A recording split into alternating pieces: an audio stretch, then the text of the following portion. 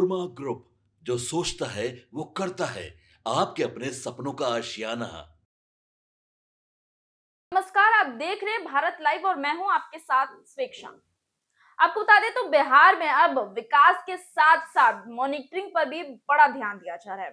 और आखिर ये मॉनिटरिंग किस क्षेत्र की बात कर रहे हैं हम? तो शिक्षा। जी हाँ, आज भी बिहार के सरकारी स्कूलों में जो शिक्षा व्यवस्था है वो काफी ज्यादा कमजोर है। यूं कहे तो पढ़ाई के नाम पे कुछ भी नहीं होता है। ऐसे शिक्षक आते हैं, सोते रहते हैं, खाना जो मिड डे मील जो बच्चों को मिलता है वो भी सही तरीके से नहीं मिलता है। और ऐसे में सरकार जो है इतने पैसे लगा रही है शिक्षा के लिए, बिहार के सरकारी स्कूलों के लिए, तो वही जो शिक्षक या फिर यूं कहे जो उसकी व्यवस्था है वो ढंग से नहीं चल रही है। जिसको लेकर अब नीतीश कुमार की द्वारा जिसको लेकर अब बिहार के शिक्षा विभाग को लेकर और पूरे ही जितने ही सरकारी विद्यालय लगभग 40,000 उनमें सीसीटीवी कैमरा लगाए जाने का जो है बड़ा आदेश जारी हुआ है।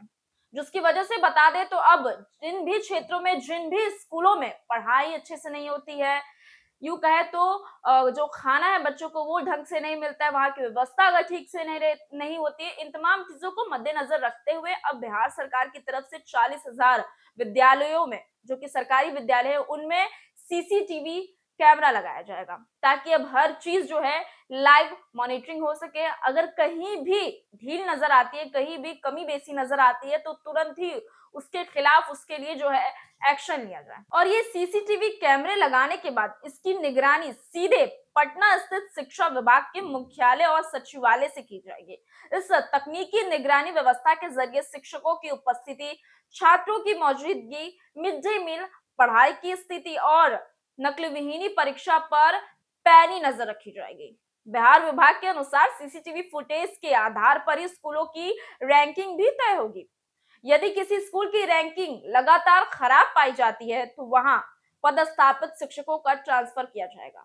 वही लापरवाही, अनुपस्थिति या अनियमितता के सामने आने पर भी शिक्षकों और अधिकारियों पर वीडियो साक्ष्य के साथ कार्रवाई भी की जाएगी। और साथ ही साथ बता दें तो राज्य के कुल 81,223 स्कूल के है, जिनमें लगभग 9,360 माध्यमिक एवं उच्च विद्यालय जो कि 4,0566 प्राथमिक विद्यालय और 3,1,297 मध्य विद्यालय शामिल हैं। पहले दो चरणों में करीब 40,000 विद्यालयों में सीसीटीवी कैमरे लगाए जाएंगे, जिस पर 60 करोड़ रुपए से अधिक खर्च आने का जो है अनुमान लगाया गया है। पहले चरण में कक्षा 8वीं से लेकर 11वीं तक के क्लासरूम में कैमरे लगाए जाएंगे। इसके बाद दूसरे चरण में 6वीं से लेकर 7वीं की करीब 22,000 कक्षाओं को सीसीटीवी से जोड़ा जाएगा। वहीं शिक्षा विभाग ने इस योजना का प्रस्ताव वित्त विभाग को भेज भी दिया है। अनौसी मिलते ही टेंडर प्रक्रिया शुरू होगी, जबकि गर्मी की छुट्टियों के दौरान अधिकतर स्कूलों में कैमरा इंस्टॉलेशन का काम पूरा करने की योजना है। अब तक स्कूलों की मॉनिटरिंग डीएम, एसडीएम और शिक्षा विभाग के अधिकारियों के निरीक्षण रिपोर्टिंग पर आधारित रही है। इन्हीं रिपोर्टिंग के आधार पर स्कूलों की ग्रेडिंग और कार्रवाई होती थी। इसके अलावा वीडियो कॉलिंग के जरिए भी निगरानी की जाती थी, लेकिन इसके बावजूद कई स्कूलों में व्यवस्था पूरी तरह फेल साबित हुई। कई जिलों में निरीक्षण अधिकारियों पर ही भ्रष्टाचार के आरोप लगे हैं। शिक्षा विभाग के पूर्व ऊपर मुख्य सचिव डॉक्टर एस सिद्धार्थ ने फर्जी निरीक्षण मामले में 2 दर्जन से अधिक शिक्षा अधिकारियों पर भी कार्रवाई की थी। इसके बाद यह स्पष्ट हो गया है कि केवल मानवीय निरीक्षण से व्यवस्था को दुरुस्त नहीं किया जा सकता।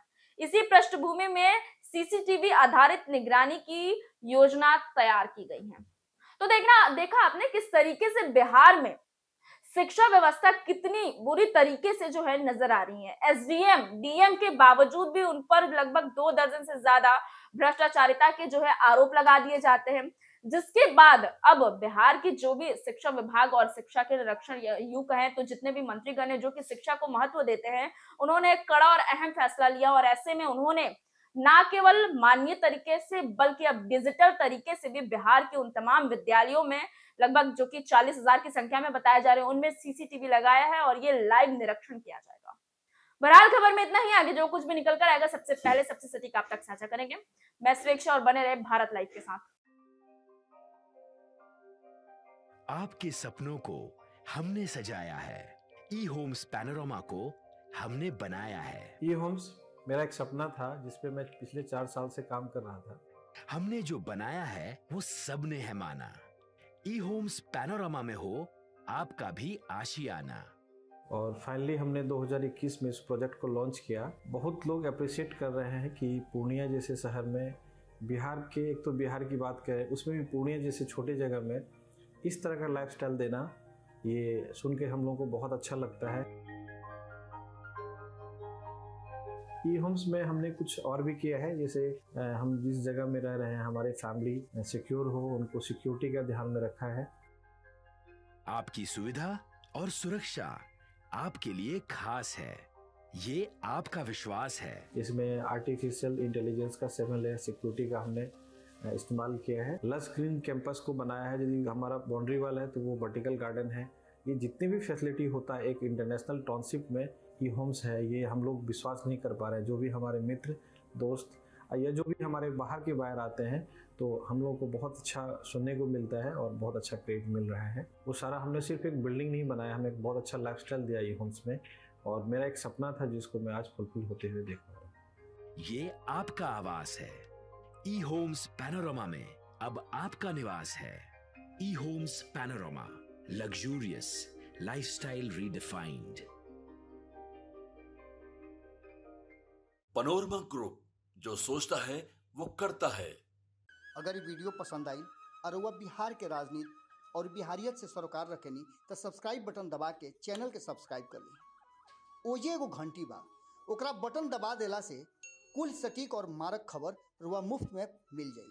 अगर रुआ पत्रकारिता के हमनी के नया प्रयोग में सहयोग कर चाहतानी तो ज्वाइन बटन दबा दी। पेटीएम नंबर नोट कर ली 9386 816 700।